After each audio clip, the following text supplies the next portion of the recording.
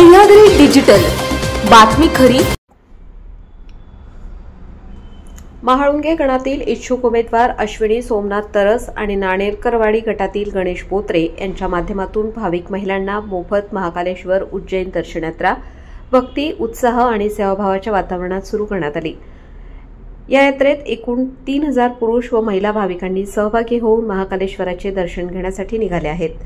यात्रेच्या शुभारंभापूर्वी रेल्वे पूजन आणि यात्रा पूजन हा शुभविधी खेड आळंदीचे माजी आमदार दिलीप मोहिते यांच्या हस्ते संपन्न झाला।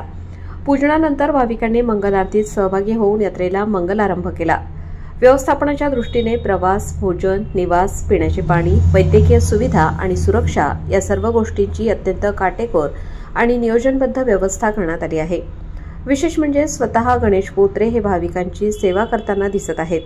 कधी भोजन व्यवस्थेत, कधी प्रवासातील चौकशीमध्ये, तर कधी ज्येष्ठ नागरिकांना मदत करताना त्यांच्या या सेवाभावामुळे भाविकांमध्ये प्रचंड समाधान आणि आपुलकीचे वातावरण निर्माण झाले आहे।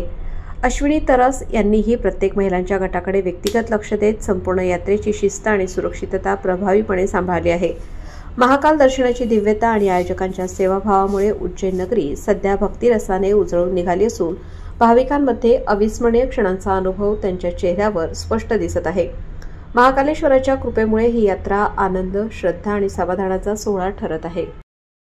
आपल्या परिसरातील बातम्या पाहण्यासाठी चॅनलला सबस्क्राइब करा, व्हिडिओला लाईक करा आणि बेल आयकॉन दाबायला विसरू नका।